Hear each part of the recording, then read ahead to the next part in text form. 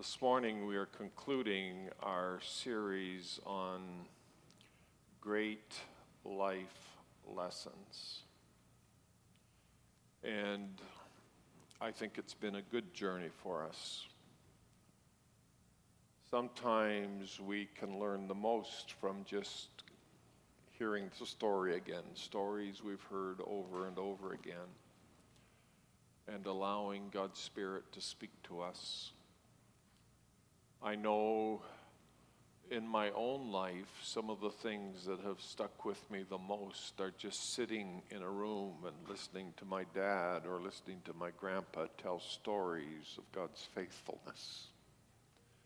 We're looking this morning at the story of Ruth and Naomi and picking some truths out of this book. It's a little book. It's about that far into your Bible.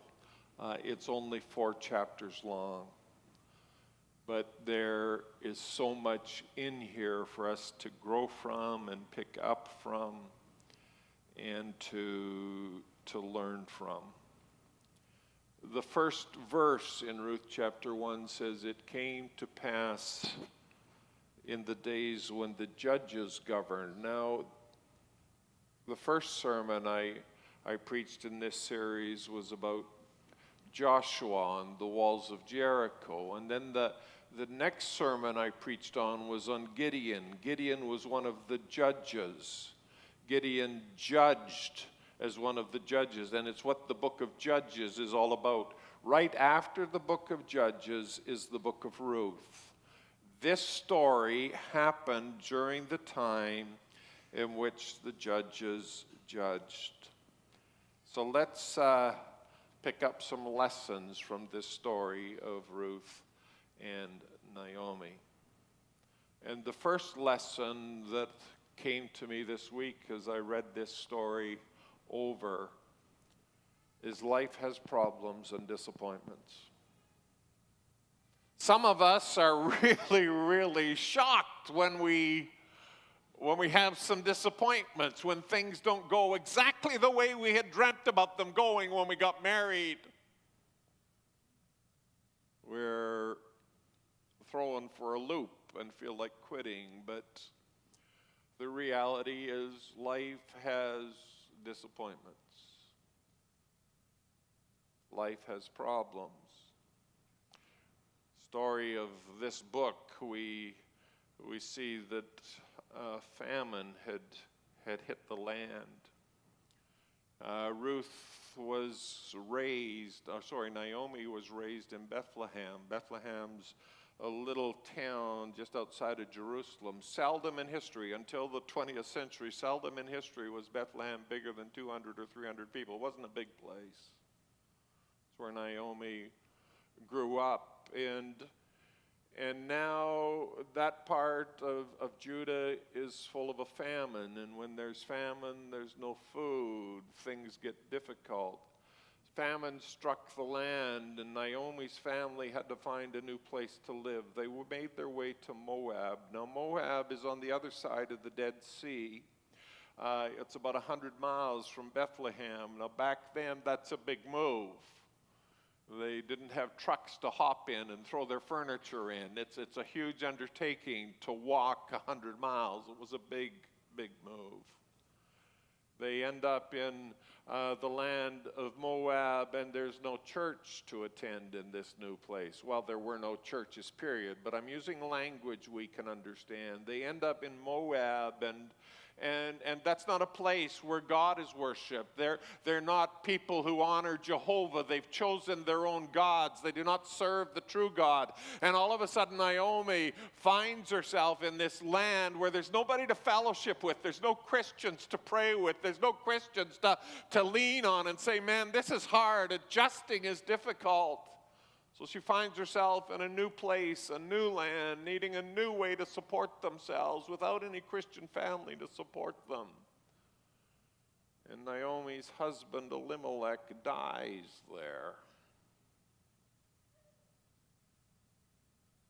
Sometimes life has disappointments.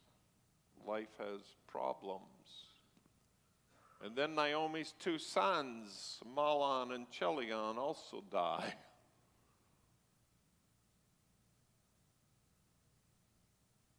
And Naomi finds herself homeless in a foreign country. You say, why did you choose the word homeless? Because that's what happened in those days when there's no man around anymore. It was the man who provided the place to live. It was the man who brought the food in.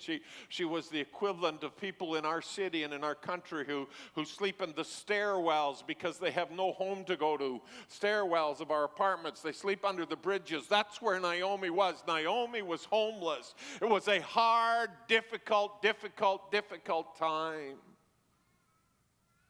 Life has disappointments. Life has problems. And we shouldn't be shocked when they come. Saturday church, we meet together at 6 p.m. on Saturday, different group of people. Church is a different culture. And I encouraged the people last night to tweet or put a message on Facebook from the message and tell them they were at church. And one of them came up to me after the service and they said, this is what I tweeted: life sucks from the Neighborhood Church. Be blessed. They were kidding me, fortunately. At least I haven't seen the post. But life does have problems, and a lot of people are going to try to convince you otherwise. There's a lot of positive thinking stuff out there, and yes, we need to be full of faith, my friends. But the reality is, and it's true in history, and it's true in the 21st century, life has problems. Life can be a challenge. Life has disappointments. John chapter 16 and verse 33, these things have I spoken to you so that you may have peace. In the world you will have tribulation. In the world you will have difficulties. In the world you will have problems. Some of them will be your own making. Some of them will be the result of what's happening in the world. Some of them will just be because you're a Christian. But in the world, you're going to have problems. You're going to have challenges. That's why Psalm 46:1 is there for us. God is our refuge and strength, the very present help in trouble. God doesn't waste his words. God wouldn't have put that in inspired scripture if we were never going to have trouble. We are going to have challenging times. Good news is God is with us and a very present help in trouble. Second lesson from the story of Ruth and Naomi is we need to be prepared to make difficult decisions.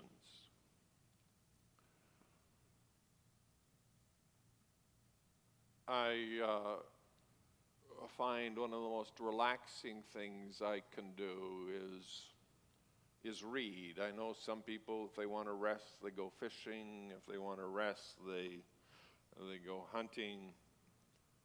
If I want to rest, I find a book. Don and I took a week off this week, sort of a week off. I worked a couple of hours every day, but we rested, and I read 2 books this week. And one of them was the story of Dick Cheney and George W. Bush's relationship while George W. Bush was president. George W. Bush had a rough time in his 8 years as president. Things were going well until the Twin Towers were attacked on September 11th, his first full year as president. And now he's near the end of his presidency, and the automotive industry has collapsed, and they've come to the federal government, and they've asked the government to bail them out. And so the cabinet meets, and they discuss what to do, and at the end of listening to everybody, George Bush said, "Thank you for your input. I'm going to think about it for a day." Was how George W. Bush usually led. He got the information and he liked to sleep on it. I can relate to that. But his Secretary of the Treasury said this when George W. Bush said, I'm going to sleep on it. He said, it's not a difficult decision. It's an unpleasant decision, but it's not difficult. It's not going to get less unpleasant with time. Some of us find it really hard to make difficult decisions, and it's not because we don't know what to do. In our hearts we know what to do, but it's unpleasant. The ramifications are unpleasant, and so we don't make the decision. But in life, friends, we have to learn to make the difficult decisions. It's a life lesson. It's a life lesson. We have to be prepared to make difficult decisions. And so Naomi goes through all of those things I talked about in point number 1, and now she's at verse number 6. The story is in chapter 1. And she has to decide where to live. And she heard that things were much better now back in Bethlehem. And she makes the decision, a difficult decision, to make her way back to Bethlehem. She had to decide where she's supposed to be living. She had 2 daughter-in-laws, Ruth and Orpah. Her sons had married them. They were now widows too. So we had this group of 3 widows trying to figure out what to do. And Orpah hears that Ruth is making her way back to Orpah hears that Naomi is making her way back to Bethlehem, and she says, I'm not going with you. I like it here. I'm sticking around. I'm staying with the place I'm comfortable. And Ruth says, Ruth has a decision to make too, and she has to decide between going where her mother-in-law is going or sticking with her sister. She loved both of them. Difficult choice. And Ruth decides to stick with her mother-in-law. You have to be prepared to make difficult decisions. You can't hang out in the bedroom of indecision for your whole life and think your life is going to accomplish things. This is an essential life lesson. You have to be prepared to make difficult decisions. We've said this here before at the Neighborhood Church, but you need to let this get into your hearts. You need to let this get into your spirits. Your decisions determine your direction. And your direction determines your destiny. Your destiny ultimately is determined by the decisions you make. And if you're going to live a great life, not a life that maybe gets accolades from people, but if you're going to live a great life, you have to be prepared to make the difficult decisions that have to be made. Life requires us to make difficult decisions. Third lesson that comes out so clearly to me in the book of Ruth and the interactions of Ruth and Naomi is we have to let other people speak into our lives. We have to let other people speak into our lives. There's a lot of arrogancy in our hearts, and it's really a phenomenon that's really developed in a greater way in the last half of the 20th century. We have become self-centered people who think my way and what I think is what's got to be happening here. The Girl Guides Guide handbook in the first half of the 20th century had in it, the greatest secret to be happy is to stop thinking about yourself. You know what the Girl's Guide says now? You've got to learn all about yourself and what it is that makes you happy. Our world has changed. And because our worldview has changed and we've allowed ourselves to become the center of our world, we stop listening to each other. We have leaders who don't listen to others. And we just like a bull in a china shop. I'm doing it my way. We've got to listen to others. It's a life lesson. It's a huge life lesson. Where does Naomi pick up the fact, Naomi pick up the fact that she needs to be heading back to Bethlehem?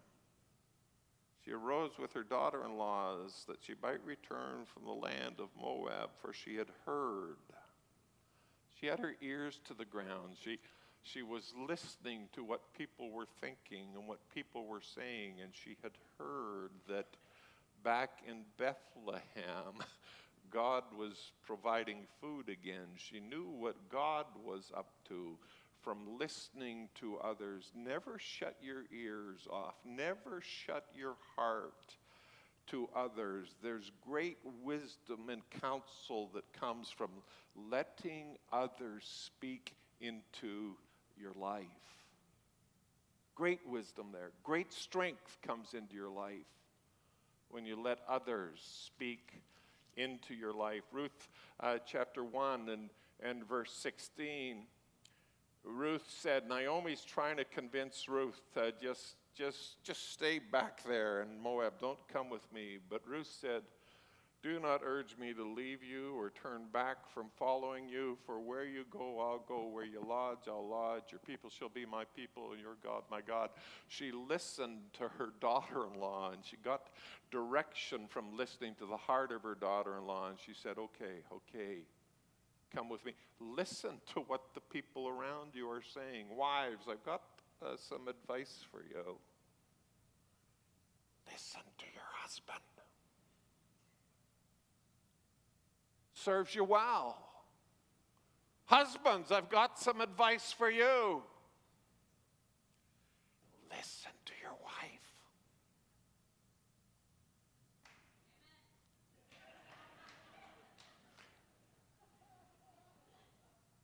You can't live life without listening to other people. She listened to her daughter-in-law and responded to her.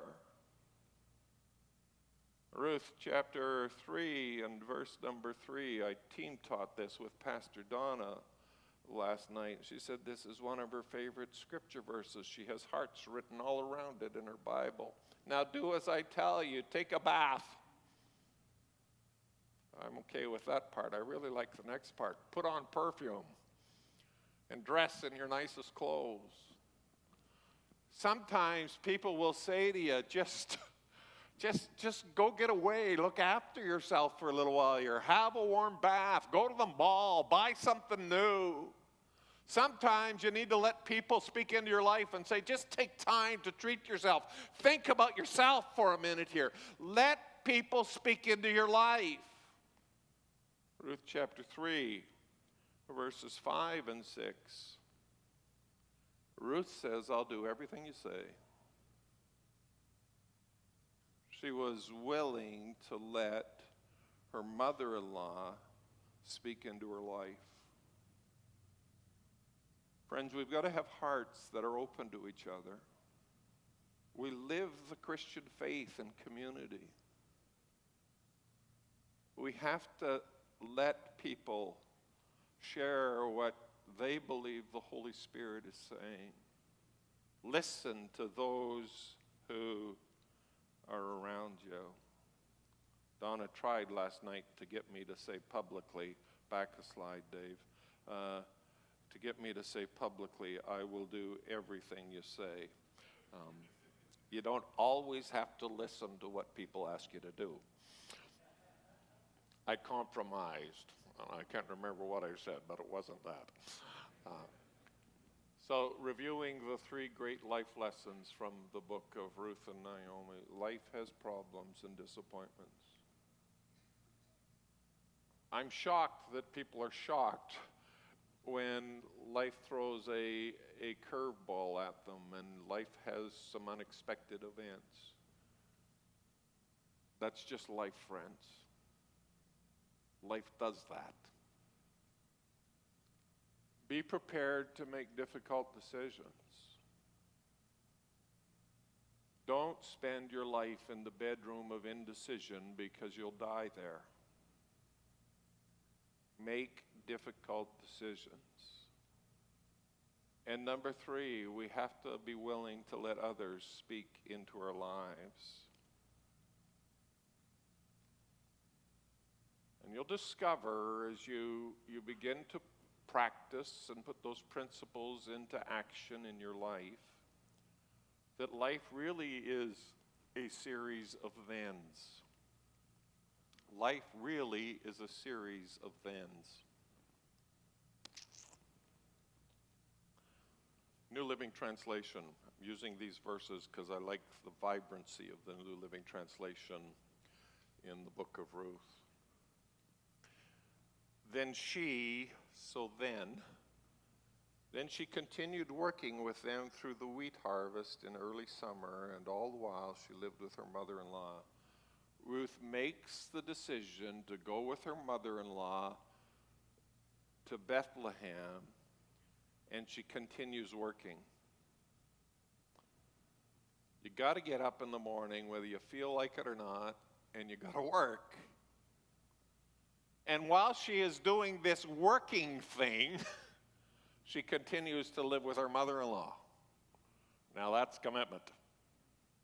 Continued working, living with her mother-in-law. Then, chapter 3, verse 18, Naomi said to her, just be patient, my daughter. There are times in life, friends, when you have to be patient.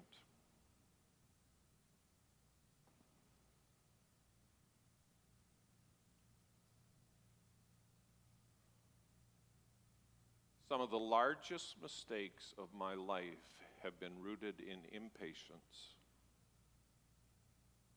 where I felt I just needed to make something happen. God, you know this situation needs help. I'm here. I'm your hero. And I've tried to make things happen.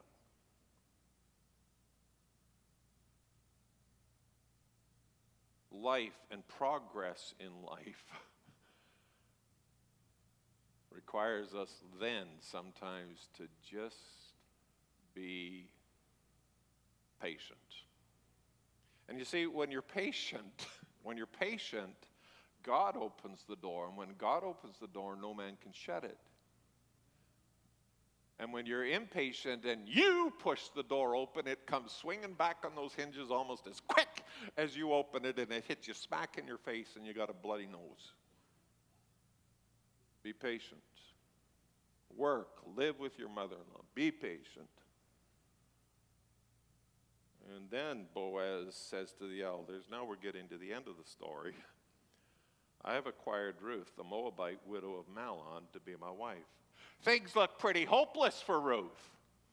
Her husband dies. She's from Moab. She comes to Bethlehem. She has to get up and work over and over again.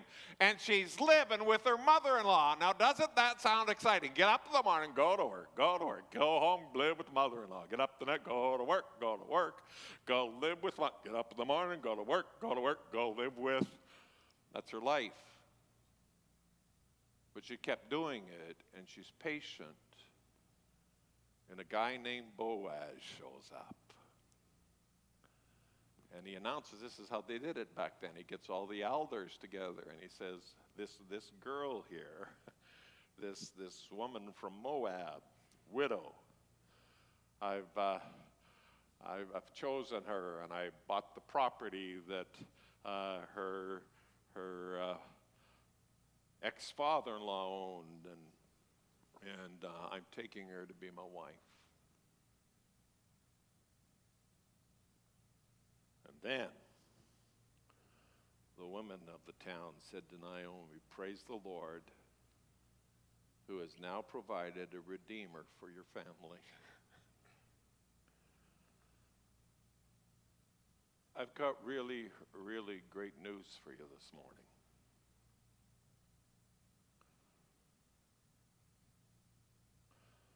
If you live out the thens, if you're patient with your God, if you let God work in your life, if if you're saying yes in your spirit to the direction God gives you, you're going to get to a point, you're going to get to a place where you look back and you're going to see the redemptive hand of God. And he's bought back all those things the enemy has tried to take and destroy you with. And he just, one step at a time, one time after another, he's doing redemptive work. Ruth sets out to Bethlehem with nothing but a sense that it's the right thing to do, and she made a decision. And she gets to the end of the story, and a Redeemer has provided, and she has a man.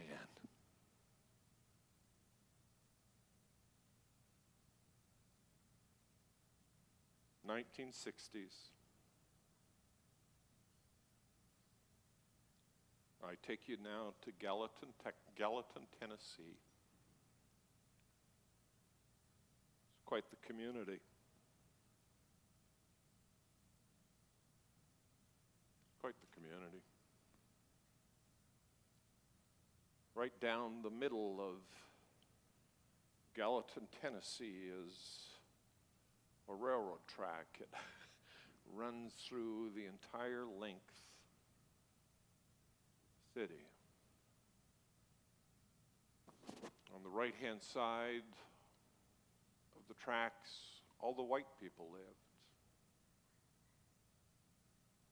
On the left-hand side of the tracks, all the black people lived. The white people had their own high school, the black people had their own high school. The white people had their own drive-in, and the black people had their own drive-in. They had their own churches. The white people went to the white churches on this side of the track, and the black people went to the black churches on that side of the track.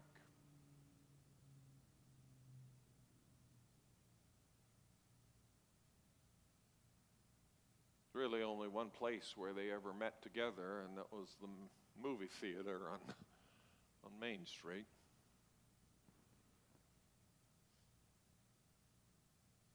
When they went to the movie theater, the white people sat on the main floor, and the black people had to sit in the balcony. And the balcony had a wire mesh in front of it. And then the government of the United States said it can't continue like this. There has to be there has to be integration. You guys have to start spending time together and going to the same schools. And slowly but surely, the United States figured it out, but Gallatin, Tennessee didn't. Finally, the officials came and said, we're shutting Union High School, that was the black school, down at the end of spring in 1970, and the fall of 1970, everybody's going to go to Gallatin High, the white school.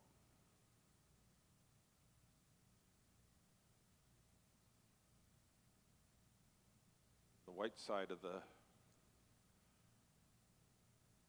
tracks,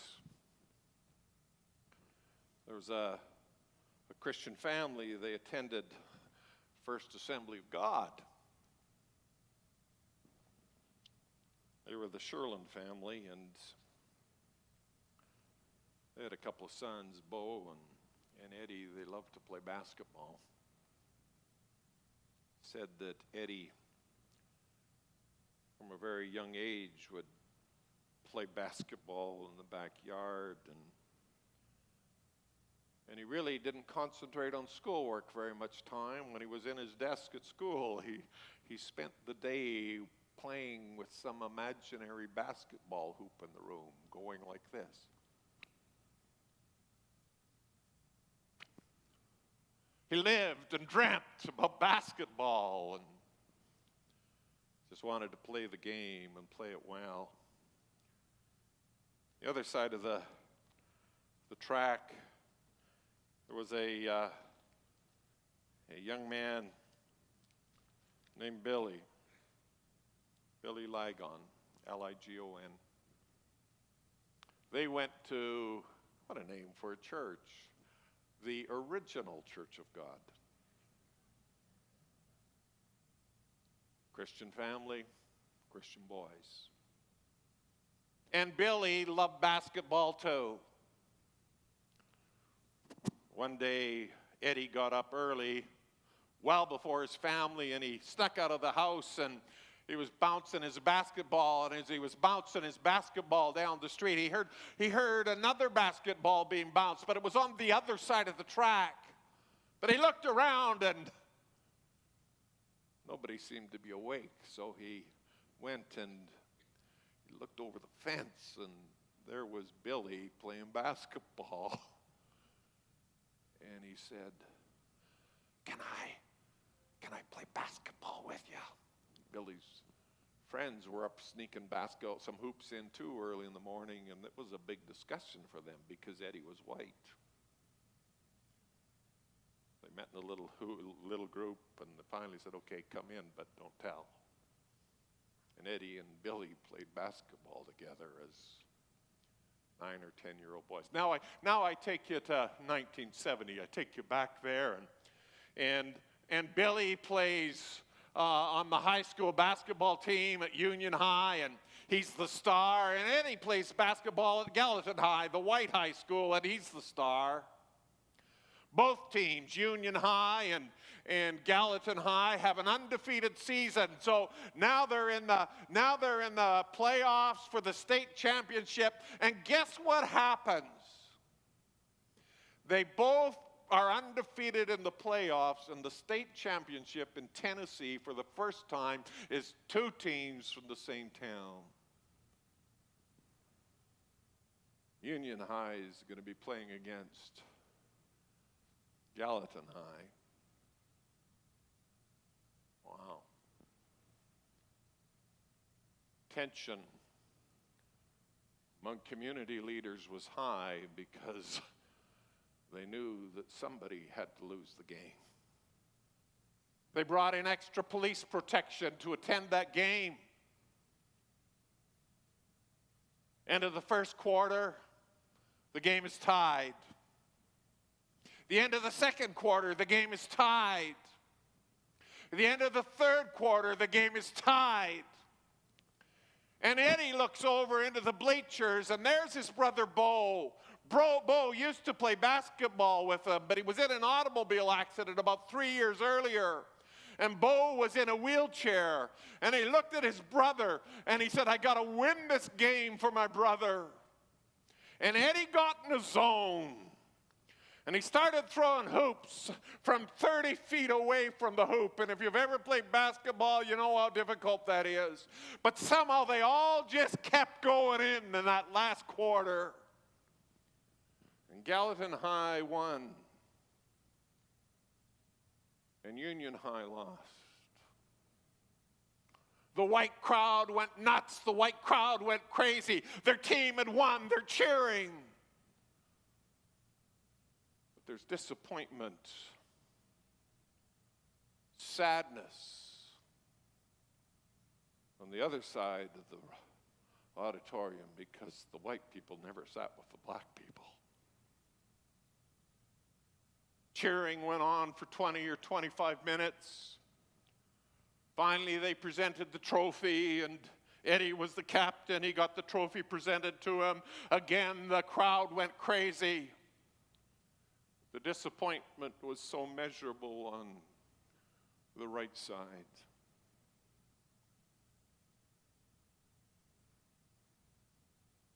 And then they announced the state all-star team. The announcer at the auditorium said, and here is the 1970 state all-star team for the state of Tennessee. And the first name he called was the name of Eddie, the guy from First Assembly of God. Went to center stage. They shook his hand. The crowd cheered. Then they announced that the second member of the state all-star team was Billy from Union High. Billy sat there with a towel over his head, refusing to move to center field, to center stage, center court. He looked up from under his towel, and Grandma was in the auditorium. And Grandma went like this. And Billy respected Grandma enough that Billy got up and made his way to center court. And while Billy was making his way to center court, in the state of Tennessee that day, Eddie remembered that time when his 9 or 10-year-olds, they played basketball in Billy's backyard, and he saw the pain and the disappointment rolling down Billy's cheeks. And something began to stir in Eddie's heart. When Billy got to center court, Eddie reached out and hugged Billy. There was a gasp across the crowd because white guys didn't hug black guys. Billy begins to shake and begin to cry. And Eddie begins to cry, and it turns into one of those ugly man cries.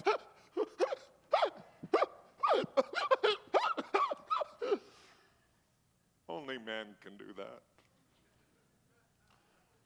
There's this ugly weeping going on at center court between Billy and Eddie.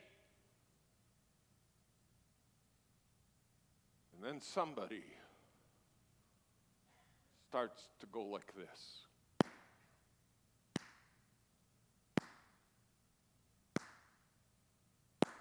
One of the high school principals stands up and begins to go.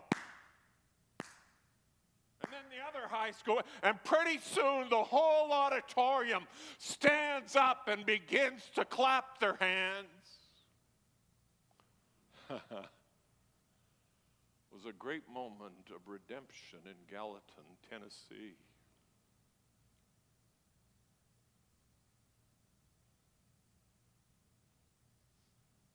It was the last day that black people had to sit on the opposite side of a gymnasium from the white people. It was the last day they couldn't go into each other's diners to eat. And what looked like it was going to be a disaster, bringing two high schools together from the opposite side of the tracks, went without a hitch, went absolutely smoothly, because God used two Christian young guys to stand at the middle of a court, of a basketball court, and hug each other and embrace each other.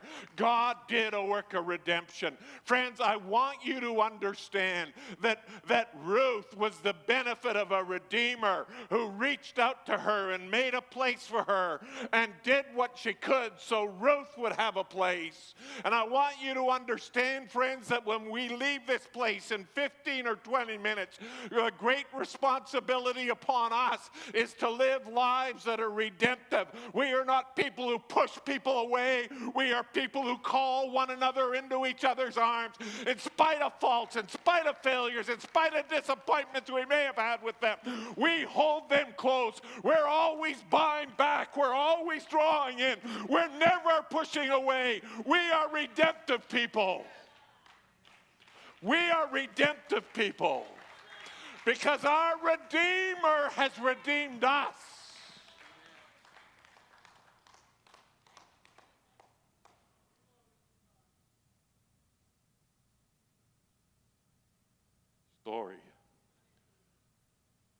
Story of redemption.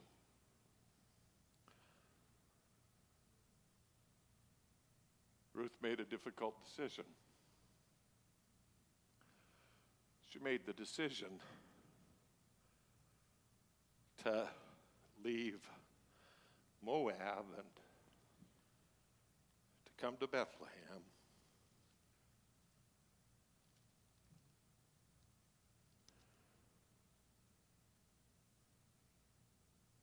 And I want to read the end of the story. Don't put it up on the screen. I want you to listen to me.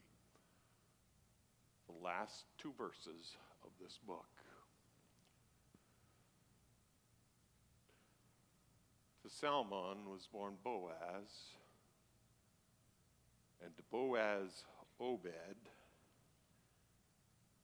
and to Obed was born Jesse, and to Jesse, David. Ruth became the grandma. That would have been a real miracle. Ruth, not in this age, but back then it would have been. Ruth became the grandma of King David. And where did all of that start? Because she made a big decision and she said, I'm going with my mother-in-law. Going with my mother-in-law. I'm leaving what's comfortable. I'm going to Bethlehem. One of those great lessons for us, friends, is we have to make big decisions, the difficult decisions.